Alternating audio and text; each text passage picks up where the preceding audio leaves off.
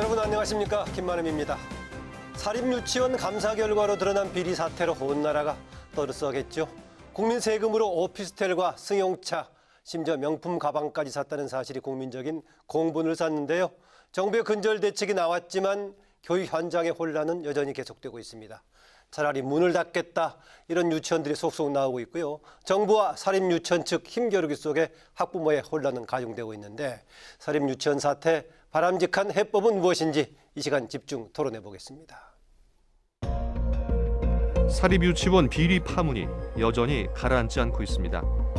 부당하게 교비를 유용한 사립유치원들의 명단이 공개되면서 국민적 공분과 학부모들의 불신이 식지 않고 있고, 근본적인 대책을 요구하는 목소리가 높습니다.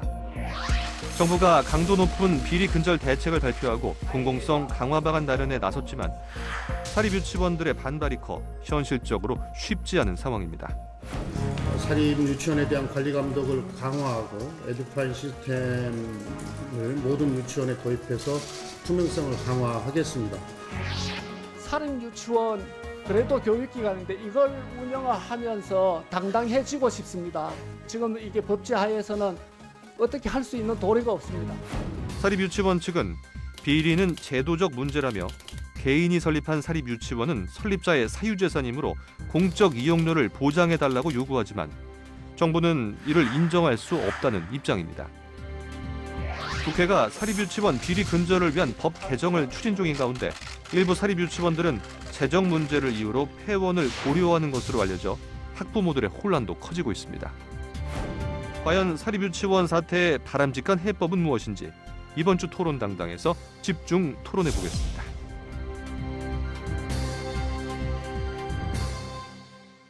오늘 토론에 함께 하실 분들 소개합니다. 참여연대 이찬진 변호사 나오셨습니다. 어서 오십시오. 네, 안녕하세요.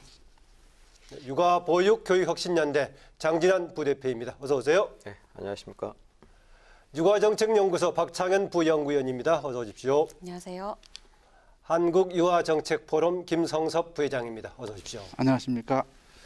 예, 이번에 감사 또 여러 가지 보고 결과로 드러나면서 정부가 대책을 내놨는데 또 사립유치원 측 차라리 그럴 바에는 문을 닫겠다, 이렇게 나오면서 지금 갈등이 계속되고 있는데 최근의 상황 어떻게 보시는지 종합적으로 듣고 얘기 진행할까 합니다. 먼저 이찬진 변호사.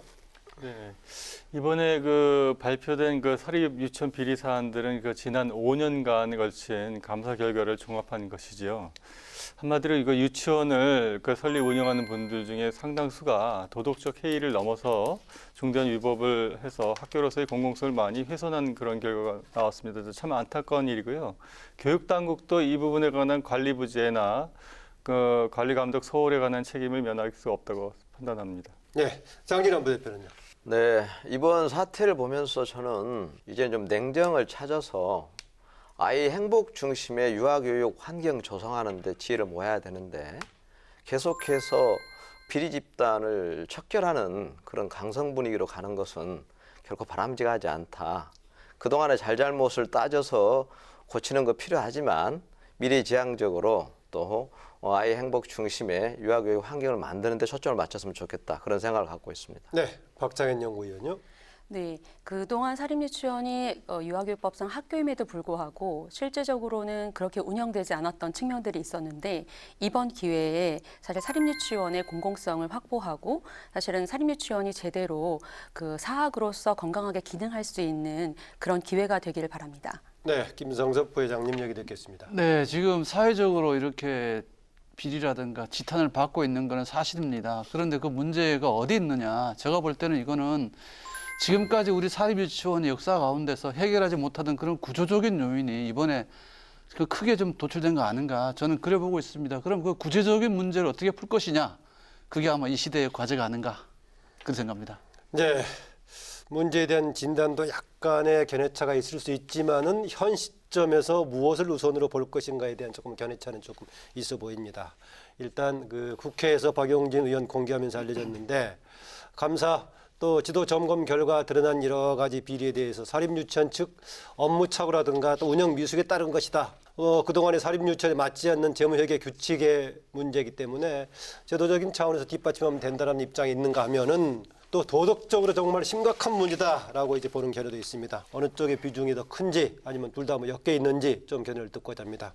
먼저 이찬진 변호사. 그 유치원이 학교라는 점은 설립 운영자분들 다 알고서 설립 인가 신청을 하시는 거죠. 그러니까 학교 재산, 그 교육용 재산을 법인의 경우에는 출연을 하시는 것이고 비법인 그 개인의 경우에도 교육용 재산으로 이제 용도가 제한돼서 처분이 제한된다는 것을 알고서 설립 인가를 받으신 겁니다. 그래서 이 부분에 관해서 그 사립학교법에 의한 그 규제를 받는다는 것 자체를 정확하게 알고서 이제 시작을 하셨는데 그 뒤에 이제 그 이러저러한 요인으로 인해서 이제 그 생각들이 이제 많이 바뀌신 부분들이 좀 있지 않을까 하는 부분이 있고요. 예. 이런 부분들에서 근본적으로는 사실은 도덕적인 문제 부분이 분명히 있고 또 한편으로는 교육 당국 역시도 학교 유아교육 기관인 그 유치원에 대해서 학교라는 부분에 관한 인식이 운영에 있어서 인식이 조금 부족하고 관리가 부족하지 않았나라는 부분이 있습니다. 이 양쪽이 제도의 목과 도덕적인 문제 이 부분이 다 복합적으로 작용되고 있다고 보고 있습니다. 네, 애초에 출범 당시에는 다 인식하고 있지만은 이후의 운영 과정 속에서 별로 이렇게 중요하게 생각하지 않고 이렇게 관습적으로 지금까지 왔다 그런 경향이 크다고 보네요. 그렇죠. 그 비영리적인 공공기관으로서 학교를 어느덧 망각하고 그 부분에 관한 영리적인 기재들이 작동되는 것을 공공 부분이나 그 운영자 양쪽 모두가 소홀히 한 부분이 많이 있다고 봅니다. 네, 관리 감독 기관도 비슷하게 그런 관행화되어 있던 것처럼 좀 지적하신 것 같습니다. 정진환 부대표. 예, 저 역시 뭐 비슷한 견해인데 저는 조금 약간 관점을 달리해서요. 예. 비영리 공공기관에 출연되는 사적 자산에 대해서 그 비용을 인정할 것인가 안 할 것인가. 지금의 입장에서는 감성적으로 접근해서 모두가 다 과도한 사적 지출이기 때문에 유용이다 횡령이다 해서 엄한 처벌을 얘기를 하는데 예. 저는 다른 관점에서요. 이게 보육 사업이든 교육 사업이든 학술 사업이든 예체능 사업이든 간에 어떤 사업을 영위한 조직체가 운영하기 위해서는 적정 비용이 반드시 필요하고 예. 그 비용 요소 중에 시설 설치 유지비가 필요합니다. 근데 이 비용을 지금 사립유치원 쪽에서 생각하는 각도하고 또 관리 감독하는 정부에서 생각하는 그 관점이 다르기 때문에 그 갭을 메워내지 못하고 방치한 결과 사립유치원 쪽에서는 그것을 과도하게 자기 편의적으로 또 확대 해석해서 집행했다는 측면이 보이고 예. 정부 측에서는 그걸 제대로 좀 관리 감독을 하는 기준을 세우지 못하고 방치해서 오늘날 사태가 커졌다. 저는 그래서 도덕적 해이도 뭐 없다고 할 수 없겠지만 제도적인 관리 시스템의 불비가 더 크다. 저는 그렇게 보고 있습니다. 네, 제도적인 불비의 문제가 크다. 또 사립유치원 측의 억울함 호소 일정하게 그럴 만한 이유도 있다라고 보시네요. 그 이유를 뭐 정당화하고 싶지까지는 않습니다. 근데 예. 방치를 했다. 그렇게. 예, 그래서 자연 이렇게 통제를 못하는 그 책임이 더 크다. 저는 그렇게 네, 봅니다. 박장현이요. 네, 저도 그 구조적인 제도의 모순과 또 도덕성의 문제가 같이 있다고 봅니다. 특히 이제 사실 사립유치원이 그동안 110년의 역사를 가지고 그동안 유아교육을 이끌어왔다고 이야기를 하시지만 사실 그거의 핵심은 사실 도덕성의 문제 그리고 또 그것과는 또 별개로 얘기하지 않을 수 없을 것 같아요. 사실 교육자로서의 양심을 가지고 가져오셨던 많은 또 원장님들도 계신데 사실은 교비 회계에서 어떤 문제점들이 일어나는 것들 이런 것에 대해서 문제가 발생했을 때 사실은 잘못됐다라는 점을 강조하시고 공공성을 어떻게 해결하실 것인지에 대한 이해가 없이 계속해서 공적 사용료에 대한 이야기만 하다 보니 그 말이 설득력이 있다 하더라도 국민들의 그 정서에 사실 어긋나는 부분들이 많았던 것 같습니다. 그래서 사실은 사립유치원의 연합회라든지 사실 운영하시는 많은 분들이 사실은 도덕성이라는 것들을 굉장히 가지고 그동안 여지껏 오셨었는데 이 부분을 다 놓치시고 사적인 어떤 재산에 대한 이야기들을 계속 하시다 보니까 이 부분은 사실은 용납이 좀 안 되는 부분들이 있었던 것 같아요. 네, 김성수 부회장. 네, 그거를 전 지금 보니 말씀에는 변호사님은 도덕성을 말씀하시고 또 연구원님은 공공성을 말씀하시는데 좀 다르게 보겠습니다. 사실 도덕적이라는 거는 기준이 없습니다. 그다음에 공공성이라는 거는 또 그렇잖아요. 사회는 전부 다 공공성을 요구하는데 자, 그러면 그 많은 공공성 가운데서도 교육에 대한 공공성은 더 엄합니다. 근데 그 전제가 있는데 교육에 대한 공공성은 사회가 전부 다 출자한다는 그런 얘기입니다. 근데 지금 이 사립유치원 같은 경우 사회가 전부 출자했느냐? 거기에 대한 지금 누구도 맞단 말을 못합니다. 왜냐 그러면 그건 개인이 했잖아요. 그 부분을 인정하지 못하면서 도덕성을 요구하고 공공성을 요구하는 건 오히려 관점이 좀 잘못된 거 아닌가. 저는 그렇게 생각합니다. 또 한 가지는 이 문제가 어디서 나오느냐. 사실은 이렇게 사립유치원에서 이렇게 이 지금 현재 그 컨트롤하고 있는 회계 제도 거기서 문제가 생겨요. 생길 수밖에 없는 얘기입니다. 근데 이 문제를 우리가 해결하지 않고 계속 그냥 억누르만 왔습니다. 계속. 예. 회계 문제죠. 네. 뭐 여러 가지 걸려 있고 지금 조금 방금 말씀하신 공공성과 또 사회주산 관련 문제는 조금 더 논의해 보기로 하고요. 우리 그 시청자분들이 좀 바탕을 깔아야 되니까 이찬진 변호사께서 최근에 드러난 비리 몇 가지 조금 내용들을 좀 소개해 주시면 어떻겠습니까? 그 부분에 관해서는 그 직접 다뤘던 그 저기 네. 박 박장희 박사님께서 의원께서 하신 게 얘기해 나을 것 주시죠. 같습니다. 네. 저도 비리 얘기를 하고 싶지 않은데요. 뭐 저도 이제 논의가 길게 됐기 때문에 네. 그냥 이제 대안 중심으로 가려고 했었는데 상황에 대한 좀 시간이 지나서 그래도 조금 얘기를 들어보는 게 나을 것 같아서요. 예, 사실은 이제 뭐 누리과정이 바우처로 지원을 하다 보니까 사실은 또 유치원들이 그 회계를 그냥 하나로 그 개인 통장과 그 다음에 교비 회계를 같이 이렇게 통합해서 쓰다 보니까 사실은 바우처도 들어오고 또 보조금도 들어오고 이런 것들을 혼용해서 쓰고 사실 그러다 보니까 이게 비리냐 아니냐라고 또 이야기는 할 수 있겠지만 실질적으로 정부가 유치원에 지금 지원하는 사실은 국가가 지원하는 비가 거의 45% 가까이가 되고 있습니다. 예. 사실은 그런 비용들을 해서 어느 거는 보조금이고 어느 거는 지원금이니까 이건 되고 안 되고 이런 문제점들로 지금 한유총하고 계속 그 갈등을 하고 있습니다. 그래서 박용진 3법에서도 사실은 이 지원금을 보조금으로 바꿔야 이것이 정말 횡령이 될 수 있다. 그래서 처벌할 수 있는 조항인데 지금 사실 그것도 안 되고 있는 과정에서 사실은 회계의 측면에서는 투명하다라고 이야기할 수 없는 지금 조건을 가지고 있거든요. 예. 예, 그래서 이제 문제점이 있다고 보여지는 것이죠. 예. 그러니까 그 이제 그 지원금의 성격 또 회계를 어떻게 하느냐에 따라서 조금의 비리 성격을 판단하는데 좀 달라질 수 있는 소지는 좀 있어 보이긴 하군요. 예. 아까 얘기하신 우리 김 부회장께서 얘기하셨던 사회재산의 성격도 일정하게 있기 때문에 이것을 감안해서 처리해야 되는데 그냥 공공성만 강조해서는 안 된다는 것인데 그 말씀하시는 게 지금 그러나 현행법상으로는 비영리 교육기관이기 때문에 사회재산의 성격보다는 공공성을 강조하고 있는 그런 측면 아닙니까? 네, 그건 이제 두 가지로 볼 수가 있습니다. 첫 번째는 영리냐 비영리냐 그 문제 기준이 어디 있느냐 거기 생깁니다. 예. 영리라는 거는 일단 투입하는 데서 원가를 빼고 남은 부분이 영리 아닙니까? 자, 그렇다 그러면은 이제 아까 이거 장 부회장님 말씀하신 대로 처음에 설립비는 그게 비용이냐? 당연히 비용입니다. 예를 들어 가지고 유치원 설립할 때 50억 들었습니다. 그렇다 그러면 거기에 대해 가지고 그게 완전 비용 인정이 돼야 되는 부분이죠. 그 부분은 원천적으로 가져가야 되는 원죄입니다. 그 부분을 그렇게 무시하고 공공성을 맞춰라. 그런 경우는 조금 좀 회계에서 받아들일 수 없는 부분입니다. 그리고 네. 지금 비리라 그랬는데 지난번에 저기 박용진 의원이 이렇게 비리를 발표했을 때 과연 저게 비리였던가? 지금 그 실제적으로 나타나는 현상에서 본다 그러면 뭐 잘못된 건 많이 있습니다. 그러나 그다음에 지난 10월 25일인가 정부에서 이렇게 그때 대책을 발표한 적이 있었습니다. 그 문구에 보면은 감사 결과가 비리로 오인된 경우도 있다고 많이 그 공표를 하셨어요. 그러니까 그리고 또 일부 부산교육청이라든가 비리로 오인이요? 네. 부산교육청이라든가 일부 교육청에서는 그게 비리로 오인된 거다고 공문도 주셨는데 그랬을 때 과연 그러면은 어디까지가 비리인지 여기에 대해서 개념이 없는 거 아닙니까? 저희로서는 조금 좀 이해하기 어려운 부분입니다. 아, 네. 그러니까 현행 법책에서도 애매하다라는 얘기네 지금. 네. 어떻습니까, 이 변호사? 그러니까 지금 유치원 설립 운영자분들이 어떻게 그런 생각을 하고 설립을 했을까에 관한 기본적인 의문이 듭니다. 그러니까 예. 사립학교를 설립하신 분들은 사실은 그 부분에서 원가라는 개념을 생각하고 학교를 설립하시는 분들은 없지요.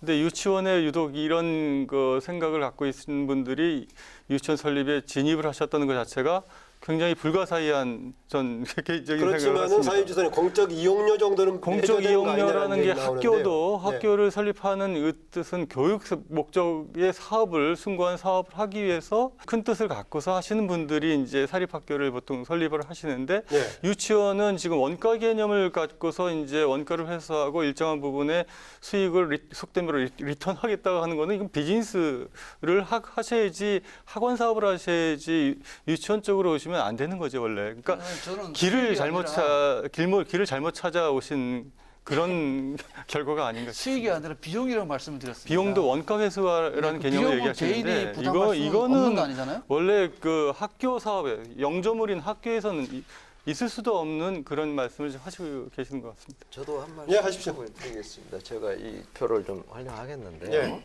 예. 지금 우리 사회에서 공공성이라는 개념이 저는 너무 어용 또는 악용되는 경우도 있는데 유치원의 경우도 냉정하게 봤을 때 우리가 양질의 유아 교육을 제공하는 목표를 가지고 논의를 해본다 하면 예. 과연 양질의 유아 교육 서비스를 제공하려면 뭐가 필요하는가? 거기에는 당연히 적정 교육 비용이 포함됩니다.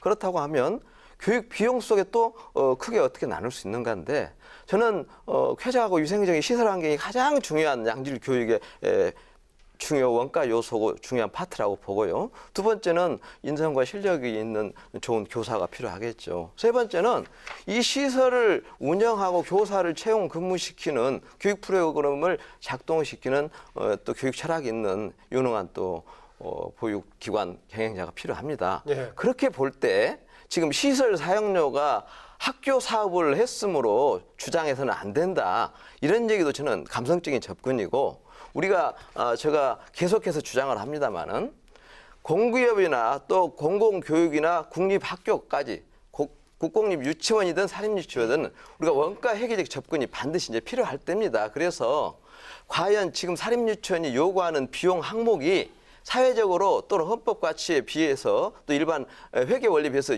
무리한 요구인가를 한번 검증을 할 필요가 있고 예. 또 그러한 관점에서 과연 그러면 국공립 유치원을 선호하는데 거기에 소요되는 비용이 적정 수준을 좀 넘고 있는 건 아닌지 예. 그 비용의 집행의 효율성과 합리성도 우리가 같이 논해서 얘기를 하다 보면 이 사립유치원의 문제도 저는 쉽게 의외로 풀릴 가능성이 있다 이렇게 보고 네, 있습니다. 박상현 의원님 지금 얘기하신 게 이제 교육 비용 얘기인데 최근에 논란이 되고 있는 것이 교육 비용 관련 쪽의 논란입니까? 아니면은 사적인 전형 관련 논란입니까? 어떻습니까? 네, 뭐 두 가지가 혼용되어 있긴 한데요. 혼용돼 있습니까? 예, 제가 보기에는 지금 그러니까 뭐 사실 국공립을 더 많이 사실은 정부가 지원을 해주고 있고 사립은 그거에 맞지 않다라는 주장 하시고 계시거든요. 근데 사실은 국가가 사실은 국공립 유치원은 인건비랑 운영비를 다 사실 지원해주는 곳이죠. 사실은 사립하고는 차이가 될 수밖에 없어요. 그래서 이게 이제 불편한 지점들인데 사실은 사립 유치원에서 계속해서 이제 지금 경영자적인 마인드로 접근을 하느냐 아니면 교육자적인 마인드로 접근을 하느냐 이 관점으로 계속 이게 평행선을 긋고 있거든요.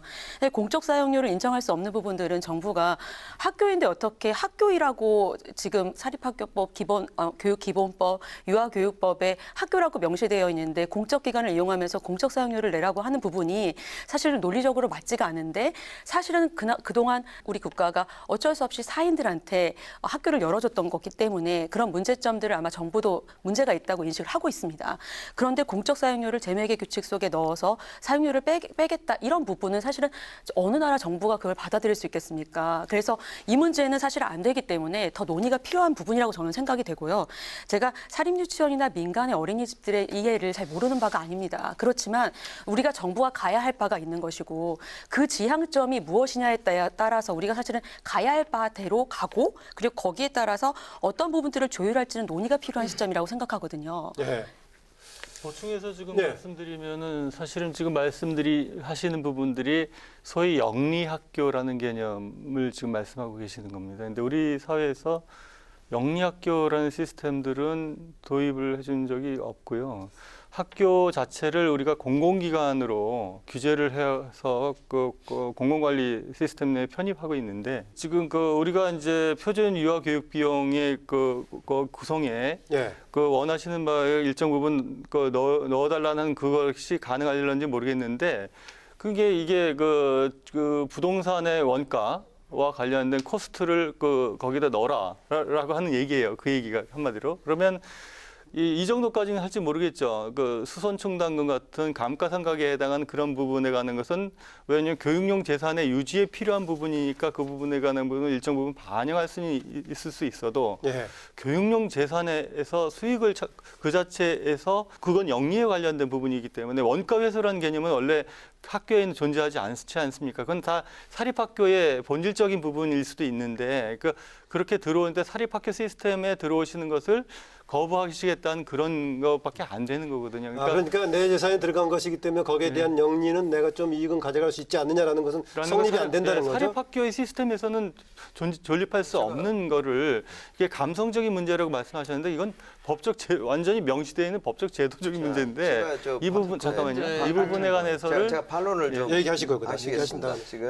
잠깐 얘기하시고. 그러니까 이 부분에 관해서는 일단 이게 감성적이다보다 아니라 법의 조문에 아주 명시되어 있는 부분이에요. 근데 이거를 모르고 진입했다고 하는 건 저희는 일반적으로 납득은 하기 어려운 게 현실입니다. 그러니까 참 답답한 부분이 그런 부분입니다. 자, 법률 전문가께서 법률 말씀하셔서 조심스럽긴 합니다만은 일반 법률보다 상위법인 헌법을 제가 어차피 인용하겠습니다. 공공필요에 의한 재산권의 수용 사용 제한은 그에 따른 보상은 법률로서 하되 정당한 보상을 지급해야 한다는 헌법 23조 3항을 생각해 보면 이 법률 조항을 지금 말씀하신 사립학교 기본법이랄지 유치원 설립 당시 인가 조건에 관한 지침이나 규정 이런 것이 과연 이 헌법 조문을 무력화시킬 수 있는 정당성 있는 건지는 저는 전문가가 아니기 때문에 의문을 제기를 하고요. 자, 제가 말씀드리고 싶은 거는 기획재정부가 우리나라 예산을 총괄하는 부서인데 거기에서 만든 훈령에 공공요금 산정 기준이라는 게 있습니다. 공공요금 산정 기준, 여기 안 보이실지 모르겠는데 여기에 보시면요.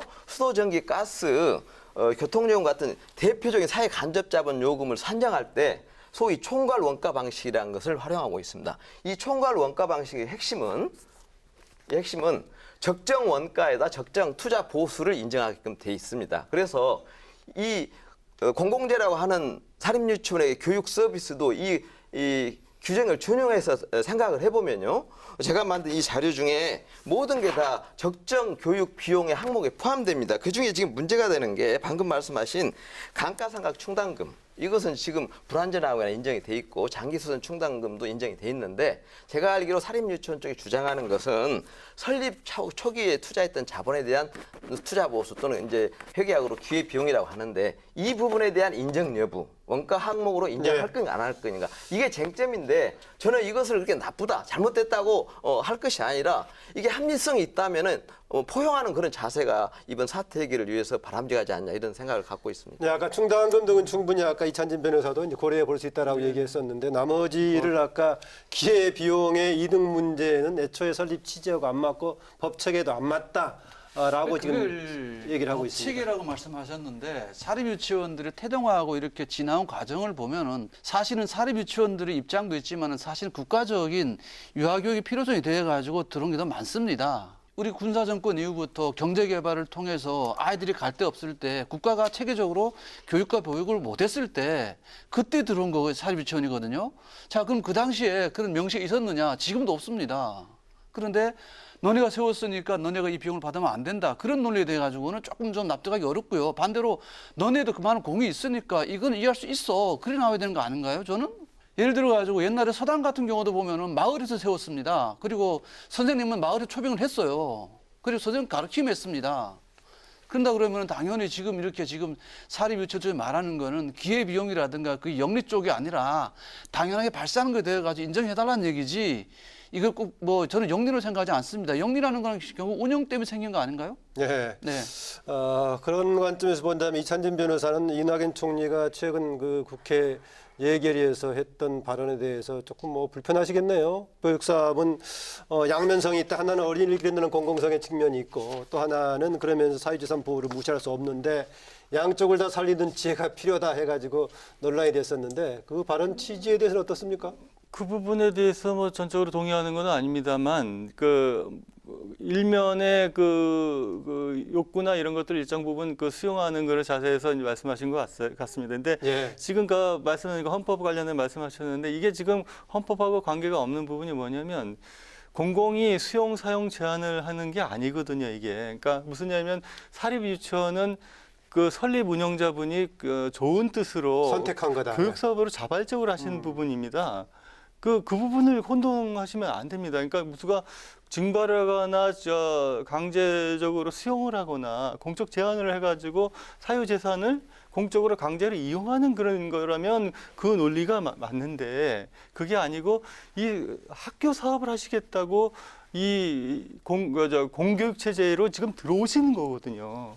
이 부분에 관해서 사실은 구조적으로 설명하기가 쉽지가 않은데, 그렇다면 사립학교 그 설립 운영자의 그 기대 욕구 때문에 우리 공교육 시스템들을 하나의 별도의 섹터를 만들어 가지고 영리학교 시스템들을 만들어 달라는 얘기로 저희는 받아들일 수밖에 없거든요. 그러니까 무슨 제도적으로 구분을 한다면 이렇다 이겁니다. 그렇게 주장하신데 이런 타당성이 있다고 보면서도요, 또 반론을 제기하지 않을 수 없는 게 1981년도 전두환 정권이 들어서면서 남북한 모든 경제 수출을 비교할 때 국력이 월등히 앞선 우리 대한민국의 타가소 유치원만 북한보다 훨씬 적어서 유치원을 막 만들도록 진흥을 했습니다. 그 당시 이런 표현이 있었다고 제가 자료에서 봤는데, 유치원 교사 자격증만 있으면 나머지는 전부 다 문제 삼지 말고 유치원을 사립유치원 허용해라 해서 전두환 정권 시절에 약 4배의 유치원 수가 늘었습니다. 860개 수준이 3,300개 수준으로 늘었는데, 이때 81년부터요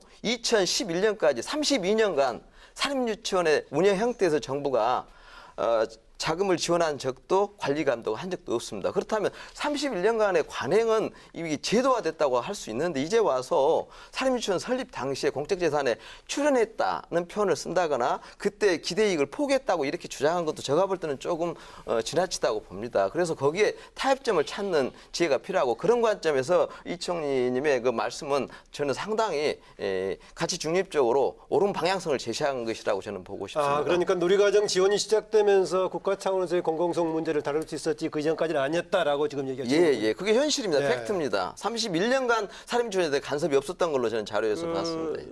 저희가 봐도 그동안 그 전두환 정부 초기 당시에 이제 아마 남북 그 냉전 체제에 타가서 관련된 부분을 경쟁을 하면서 그 유치원이 사실은 난립된 당시 이순자 여사도 열심히 활동하고 예, 했죠. 맞습니다. 사실상 이거 적절한 표현이 모르겠습니다만 난립된 거는 맞는 것 같고요. 그리고 공공관리 시스템을 거의 가동을 안 한 거.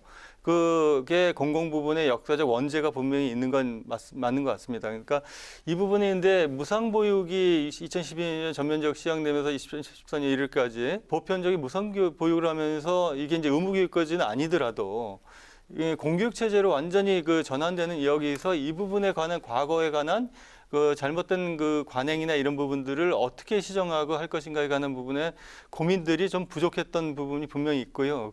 이러다 보니까 공적 예산이 그 최소한 그 사립 유치원만 들어가는 것만 해도 2조 원 이상 들어가는 현실에서 그렇다고 공적인 관리를 안 할 수 있느냐, 그런 상황은 아니죠. 이제는 국민들의 혈세가 이렇게 그 상당한 비중으로 들어가 있는 상황에서 학교 시스템의 공교육 시스템에서 들어가는 재정의 상당 부분 비중까지 지금 유치원이 편입되어 있는 상태이란 말입니다. 그러니까 과거와 같은 그런 관행을 계속적으로 해줘야 된다, 제도적으로 보장해야 된다는 부분은 사실은 굉장히 힘든 말씀을 지금 하고 계시는 거라고 저는 생각하고 있습니다.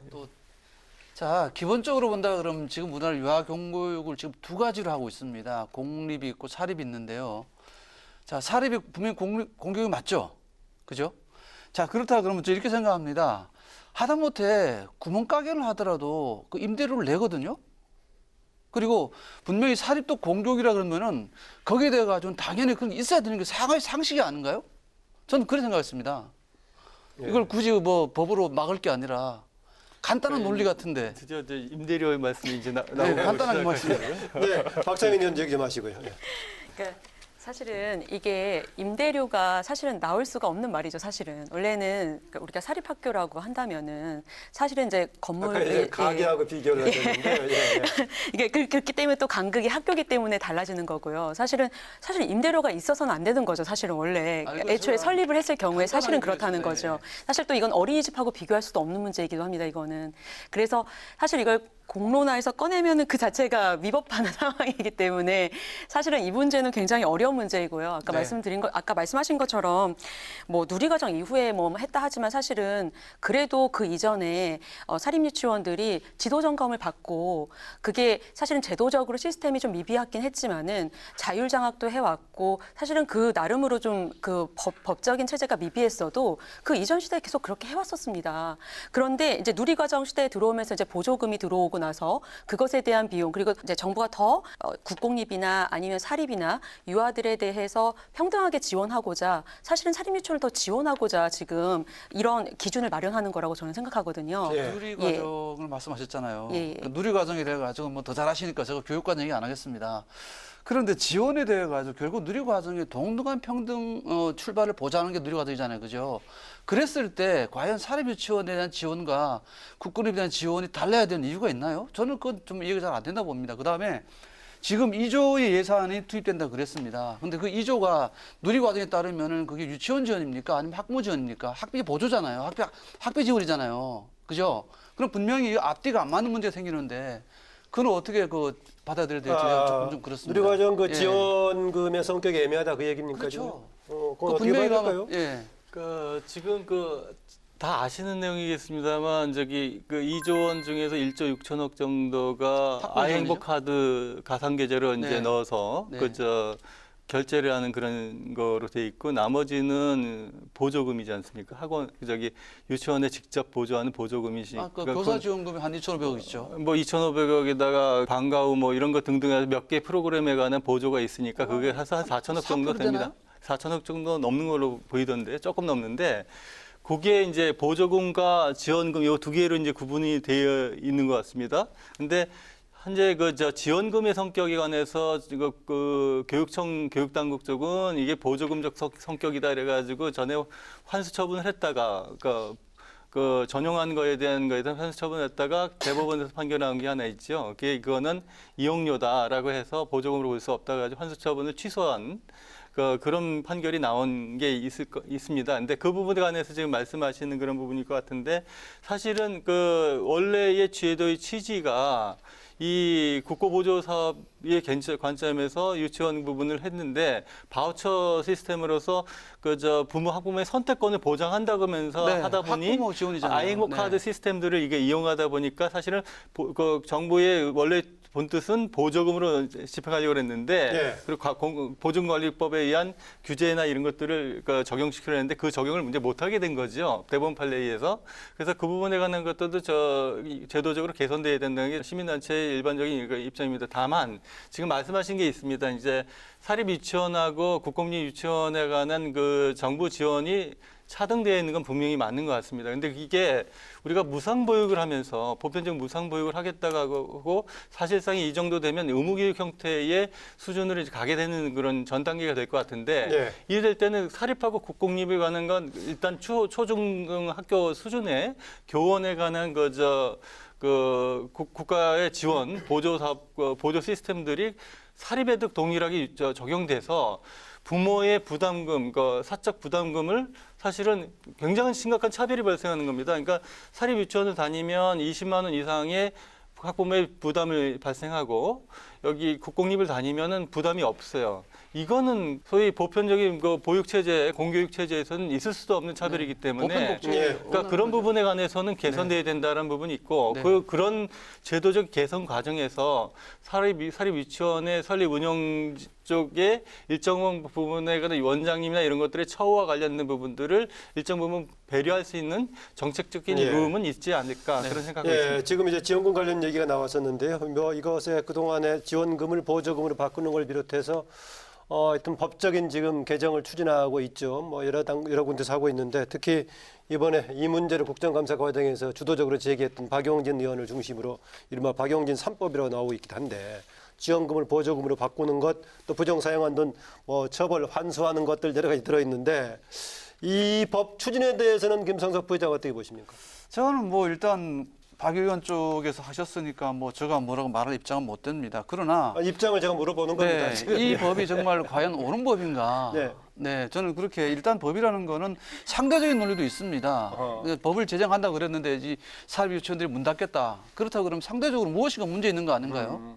네, 그래서 한번 고려해봐야 된다. 그 네, 얘기는? 당연히 그걸 고려해야 되는 부분인데 왜 그런 부분에 대해 가지고는 이거 법이라고 그러면 원래 잘 되자고 하는 얘기인데 사립 유치원이 문 닫겠다. 박 의원께서 좀 다시 한번 생각해야 되는 거 아닌가? 일단 보면은 학부모 지원금 보조를 바꾸고 그다음에 에듀파인을 사용하고 그다음에 이렇게 폐쇄원이 10년간 재개원을 금지하고 뭐 많이 했습니다. 근데 결국 본다 그러면은 사립유치원 쪽에 재산권이 이렇게 인정되지 않은 상태에서 법이 발생했을 때 그래서 생길 문제가 더 큰 거 아닌가요? 네, 여러 네. 가지가 있지만 아까 그중에 한 내용, 아까 앞서 논란이 됐던 지원금을 보조금으로 바꾸는 것 자체는 어떻게 보십니까? 만일 이 회계적인 투명성이라든가 확보할 수 있는 그런 그 제도가 돼 있고 난 다음에 바꾼다 그러면 문제가 없습니다. 근데 전제가 있군요, 그러니까. 전제가 있습니다. 아하, 예. 법 추진에 대해서 지금 그만큼 반발한다면은 입법하는 국회의원도 한 번쯤 더 고려해봐야 되는 거 아니냐라고 김성섭 부의장은 얘기하시네요. 이걸로 다 유치원의 투명성이라든지 공공성이 다 확보될 수는 없을 것 같아요. 그런데 일단 공공성 확보의 출발이다 저는 그렇게 생각을 아하, 하고요. 네. 예, 뭐 지금 여기 나와 있는 부분들은 사실은 뭐 셀프 징계를 금지하는 법이라든지 이런 것들은 사실은 취지 측면에서는 뭐 좋다고 보여지는데 사실은 좀 미약한 부분들이 있다고 생각이 돼요. 그래서 네, 오히려 미약한 부분이다. 저기 셀프 징계는 옛날에 2006년도에 이은영 의원인가요? 이게 원래 있던 거를 예외적으로 둔 거 아닌가요? 그러면 그 당시에 비해가지고 그때도 이 법 개정할 때 그 얘기가 비용적으로 봤을 때 운영비가 너무 많아지니까 부담해주자. 그래서 이제 이렇게 한 내용이었는데 그 순간하고 지금하고 바뀐 게 뭐가 있습니까? 오히려 지금도 안 좋아지잖아요. 그런 상태에서 또 오히려 과거로 회귀한다. 그런 법이니까 좀 고려해야 되는 거 아닌가요? 그러니까 과거로 회귀하는 거라기보다는요. 안 됐으니까 해야 되는 거죠. 사실 그게 맞는 게 아니에요. 그런 건가요?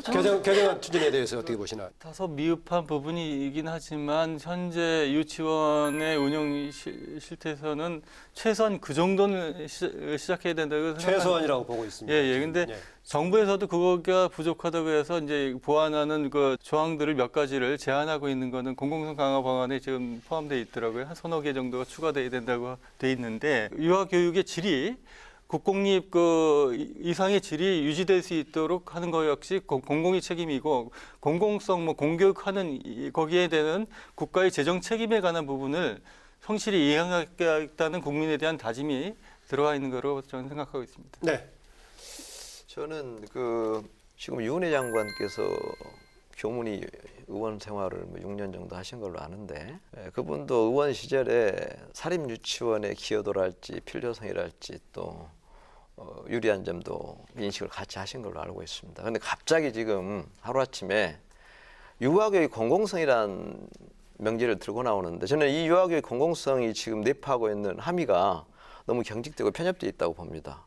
관점을 공공성이라고 하려면 소위 회계 투명성을 전제로 하는 규제 강화 처벌만 얘기할 것이 아니고 국가의 지원의 공공성, 지원의 공정성, 공평성, 합리성, 충분성을 다 내포해서 예. 이번 차제에 국민과 아동, 부모 입장에서 과연 사립유치원 가든 국공립유치원 가든 똑같은 양질의 교육 서비스를 받을 수 있는 시스템 구축적으로 방향을 트는 게 이게 가장 광범위하고 공정한 공정성이라고 보고요. 네. 네? 그런 관점에서 박영진 3법이 너무 치우쳐나 매몰되는 것은 문제 해결에 큰 도움이 안 된다. 하나, 지금 사립유치원 쪽에서는 그런 법을 이렇게 초래하는 책임도 저는 있다고 보고 네. 그렇기 때문에 그보다도 또 과도한 더 강한 규제를 또 말씀하시는데 이제는 합리적인 관리선 여기서 얘기하는 합리적인 원가 회계 구조를 만들어 놓고 또 원가 비용의 범위를 정하고 그러고 나서 그걸 위반했을 때는 엄하게 처벌하는 건 저는 동의할 수 있습니다. 예. 하지만 30년 동안 관행에 묻어 있고 헌법 정신에 기초해서 또 그동안 기여한 부분과 여러 가지 고려해서 주장하는 부분을 전부 다 사립학교법이 안 된다, 유치원이 공교육 시스템이 안 된다고 이렇게 이런저에 거절해놓고 규제법만 만들 때는 엄청난 저항이 있을 것이고 처음에 우리가 목적으로 해야 되는 양질의 유아교육 환경 조성하고는 거리가 먼 상황이 발생할 수 있다. 그런데 두 다른 분은 접근을 지금 좀 하자. 추진하고 있는 3법이 아주 과도한 게 아니라 최소한이다라고 좀 보고 그러니까 제가 이런 얘기를 더 드릴 수가 있는 예. 거예요. 쉽게 얘기해서 사립유치원이 길을 살려주고 열심히 하실 분들 열심히 하도록 이렇게 해주면서 그런데도 불구하고 이번 사건이 있었는데도 불구하고 잘못할 때는 엄하게 처벌한다고 하는 좋은데 여기서 요구하는 모든 것들이 다 잘못됐다.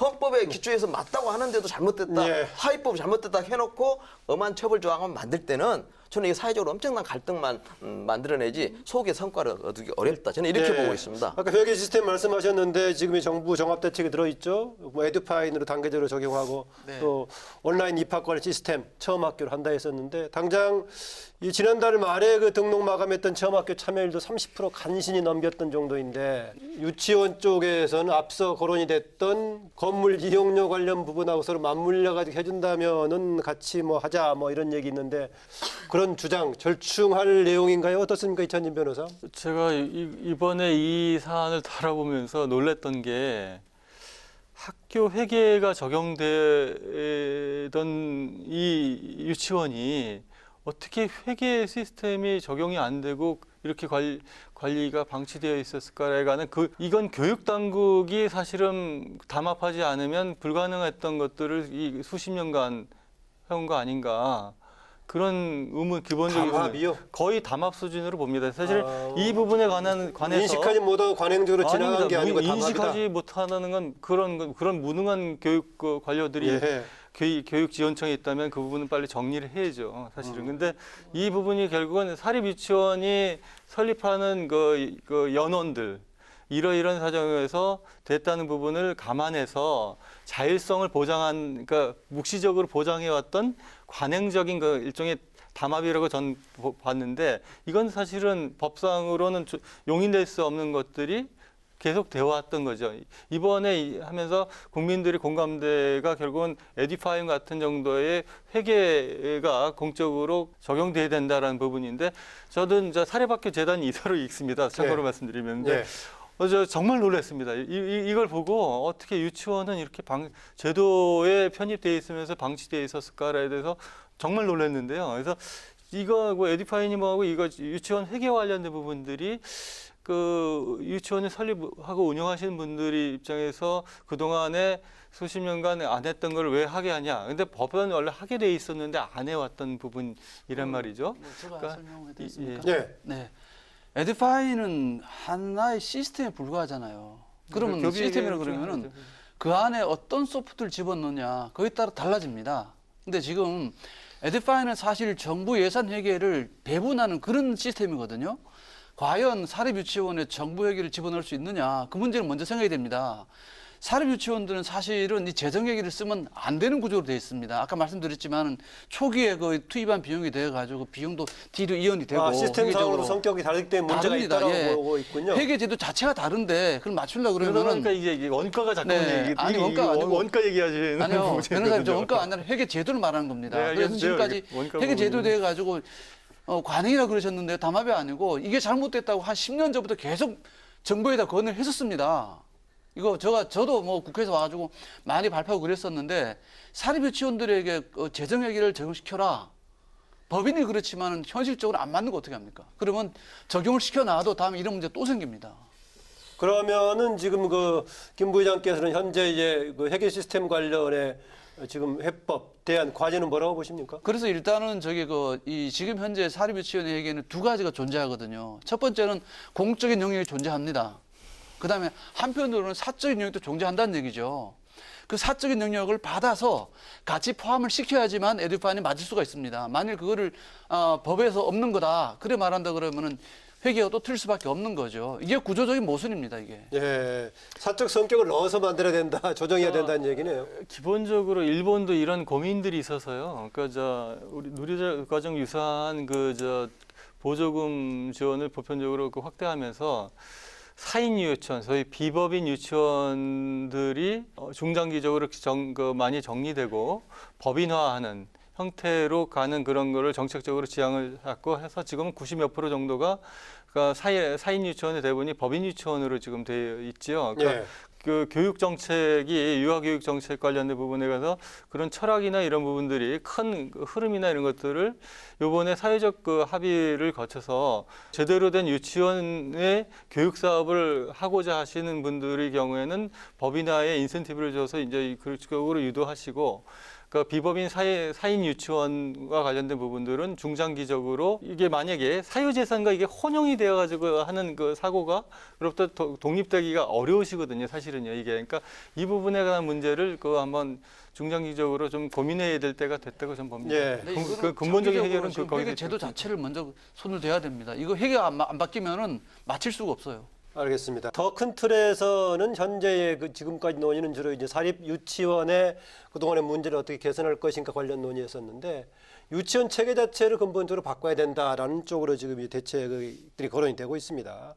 국공립 유치원을 확대하는 방향이라든가 아니면 공영형 사립 유치원 방향이라든가 또 여러 가지가 나오고 있습니다. 저희로 아까 얘기 나왔던 사립 유치원도 있고 또 법이나 관련 얘기 나오고 있는데 이 대안들 어느 방향을 좀 바람직하다고 보시는지 무슨 박 의원님은? 일단은 아까 저기 원장님 말씀하신 것 중에서 사실 에듀파에는 뭐 사실 못 쓸 리는 없습니다. 저는 그렇게 얘기하시네요. 생각을 하는데요. 네. 사실 못 쓸 리는 없는데 이제 계속해서 이거는 사적 재산이고 이건 공적 재산이고 학교 테두리 안에서 그런 이야기를 하기 때문에 사실은 계속 평행선인 것 같습니다. 그래서 사실은 에듀파이는 실시간으로 정부가 볼 수 있다는 측면에서 사실은 감사 효과가 있는 거죠. 근데 사실은 뭐 사립 학교들도 다 이걸 쓰고 있는 부분이고요. 에듀파이를 못 쓸 리는 없는데 지금 이 구조가 해결이 안 된다고 하면은 사실은 정부가 그래서 이 부분은 더 이상은 이야기할 수 없다고 생각을 하고 사실은 이제 법인화 카드를 저는 꺼낸 거라고 생각을 합니다. 학교라면 학교의 기능대로 학교처럼 운영해라라는 것이죠. 그러니까 만약에 이 부분에 대해서 수용할 수 없으면은 사실은 퇴로를 마련한 거라고 저는 생각을 합니다. 그렇기 때문에 앞으로도 계속 이 논쟁으로 계속 진행이 되다가는 사실은 유치원의 정체성이라는 것도 모호해지고 또 결과적으로 그 안에 있는 우리 아이들이라든지 지금 퇴로를 마련해 줬다 이 정부의 입장 예. 법인화 얘기하셨는데 만약에 그것도 수용하지 않는다면 지금 어떻게 되는 겁니까? 뭐 보육대라는 거죠. 근데 사실은 우리가 이렇게 미성숙한 태도로 사실은 논쟁을 하면 안 될 것 같고요. 사실은 우리가 사실은 사립유치원의 입장을 이해 못하는 건 아니거든요. 사실은 그간 정부가 민간에 사실은 의존했었던 것도 있었고 사실 정부가 모르지 않습니다. 그런데 이제 지금 이제 해법을 찾자고 했을 때 예. 사실 정부는 기준을 정한 겁니다. 그러니까 제대로 사립 학교로서 기능하도록 하기 위해서 사실 법인화라는 부분들을 꺼냈던 것이고 공영형 유치원도 사실은 법인화를 전제로 지금 유치원이 들어오는 것이고요. 실제로 지금 시범적으로 운영되고 있는데 매우 잘 운영되고 있거든요. 그래서 사립의 특성을 살리면서도 또 공적인 학교의 기능을 제대로 하고 있습니다. 그래서 사실은 이런 모델을 중심으로 해서 법인화 이야기가 나온 것이고요. 물론 법인화 이전 현 단계하고 법인화를 하면 어떤 차이가 생기나요? 그러니까 사립유치원이 사실 학교로서의 기능을 한다는 거죠. 사실은 이제 개방이사도 있고, 그다음에 운영위원회도 활성화가 되고, 또 이제 원비나 그런 문제에 있어서 투명성도 보장되고 있는 측면들이 있습니다. 예. 물론 사인들이 지금 법인화를 하는데 굉장히 많은 무리가 있기 때문에 사실은 이제 그 수익용 기본재산 같은 것들을 면제해 준다든지 이런 이제 사실은 그것도 되게 어려운 문제인데 그런 예. 부분들을 좀 제한하고 있는 거거든요. 근데 사실 어려움이 있는 거는 알겠지만 정부가 사실은 크게 그림을 그린 거라고 저는 생각을 합니다. 그래서 사실 우리가 가야 할 지점에 대한 부분들을 우리가 사실 공유해야 되는 지점이 있고 예. 사립유치원이 어려운 부분에 있다면 그건 사실 논의가 좀 필요한 부분이라고 생각을 해요. 예. 예. 법인화 대안으로 좀 오히려 퇴로다라고 말씀해 주셨는데 이거를 어떻습니까? 좀 지금 아까 우리 진행자께서 예. 국공립 유치원이라든가 공룡이라든가 다 말씀하셨잖아요. 예. 자, 이거를 그런 작은 포커스로 보지 말고 크게 봐야 됩니다. 사실은 당장 문제는 지금 이제 법인화 하나의 테러로 나온 거다라고 네, 얘기를 제 하고 생각에는 있는데. 일단은 이제 법인화도 좋지만은 가장 큰 문제 저출산을 봐야 되잖아요. 그 다음에 또 두 번째가 지금 사실은 이 교육이 민간 영역에서 공교육 쪽으로 넘어가는 그런 단계입니다. 그 다음에 세 번째가 경제적인 비용도 생각 안 할 수가 없어요. 그랬을 때 과연 지금 우리 정부가 추진하고 있는 법인화라든가 이게 옳은 방법이냐 그걸 종합적으로 좀 봤으면 좋겠습니다. 그래서 필요한 영역이 되어가지고 민간을 그냥 흡수하세요. 흡수하고 법인화도 어느 비용까지는 국가가 부담을 하세요. 그러면서 해야 되는 거지. 그냥 무턱대고 법인화 해라. 법인화 메리시다. 단순한 그런 논리 가지고는 아마 지금 사태는 아마 해결이 안 될 것 같습니다. 예. 제 생각에는 일단은 가능하면은 이거 기존의 그 전반적인 유아 교육의 구조를 보면서 정책을 정하는 게 낫지 않느냐. 법인화가 뭐 대안은 아닌 것 같습니다. 그러니까 무슨 뭐 국공립 차원에서 수용하든 뭐 이런 방향으로 네, 가야지 그쪽- 법인화 방향은 아니다라고 보고 있군요. 저도 거기에 한 말씀 드릴게요. 네. 지금 어떻든 간에 이번 사립유치원 비리법 사건이 쳐지면서 이제는 유아교육 체제나 시스템을 바꿀 때가 됐다는 데는 국민 모두가 동의하리라고 보고요. 예. 이제 방법론에서 시각 차이가 있을 수 있습니다. 일본의 모델을 예로 들어서 법이나 방향이 저는 나쁘지 않다고 보는데 법이나 조건이 이제 문제가 되겠죠. 강론에 들어가면. 그래도 일본도 그래도 20년 걸렸다고 제가 듣고 있는데 지금 현재 이번에 유은혜 장관께서 발표하신 그 공공성 강화 방안이 해결책이 아니고 편향됐다고 제가 하는 얘기가 국공립에 대한 맹신이 그게 들어있습니다. 국공립에 대한 불편한 진실을 우리가 얘기를 해야 되는데 과연 국공립을 늘리면 경제적이고 효율적이고 교육적이냐 분명히 따져봐야 되고 그러고 난 뒤에 국공립으로 갈 것이니 공영형으로 할 것이니 법이나 할 것이니 내 얘기를 해야 되기 때문에 불편한 진실 뭐가 있는데요? 제가 이걸 한번 먼저 드리고 그럼 말씀드리겠습니다. 한번 예. 같이 봐주시면요. 예. 이 자료가 약간 달릴 수 있습니다. 정부가 정보 공개를 잘 안 하기 때문에. 자, 제가 조사하고 듣는 주로 이제 언론에 보도를 가지고 조사를 한 건데 예, 그걸 정리하셨군요. 국공립 유치원의 아동 1인당 연평균 모동 비용을 아동으로 나눴을 때 월 평균 1인당 비용이 101만 원 정도가 소요됩니다. 아동 1인당 교육 비용이. 예. 이 중에서 정부가 약 99만 원을 세금으로 지원하고 있는 거예요. 예. 근데 민간은 55만 원에서 60만 원 미만 이렇게 드는 걸로 조사가 되고 있고 정부 지원금이 전부 다 통틀어서 아동 1인당 월 33만 원 수준입니다. 예. 그렇게 본다 그러면 국공립은 사립에 대해서 3배의 정부 세금 지원이 일어나고 있고요. 그런데 효율성이나 만족도는 어떨 것인가? 지금 대체적으로 학부모들 저희가 조사한 바로는 원비가 싸서 국공립이지 나머지는 좋은 게 사실 없습니다. 왜 없냐? 자, 첫째 방과 후 돌봄 시간이 국공립이 훨씬 짧습니다. 아시겠죠? 국공립 교사 공무원이기 때문에 시간직히 퇴근을 하셔야 됩니다. 그렇고 방학 적어도 1년에 2달 이상 예. 봄, 여름, 여름, 겨울 방학을 갖고 있습니다. 그다음에 통근버스 운행, 예. 통행버스 운행 이런 등등으로 봐서 그러면 지금 말씀하시면은 혹시 1인당 비용은 훨씬 국공립이 높은데 예. 지금 관리라든가 보호받는 시간은 훨씬 작지 않습니까? 왜 만족도는 왜 훨씬 비용이 떨어지는 왜 거죠? 많이 들어가죠? 그래요? 자, 그게 바로 경영학에서 얘기하는 공기업과 사기업의 효율성, 생산성의 문제인 거죠. 예를 제가 하나만 들어드릴게요. 사립유치원의 원장 부부는 제가 봤을 때 토요일날, 일요일날 원수리를 하루 종일 합니다. 짜장면 시켜 먹어가면서 도배도 하고 팬트칠도 하고 간단한 상하수도 고치고. 그런데 국공립은 어떻게 됩니까?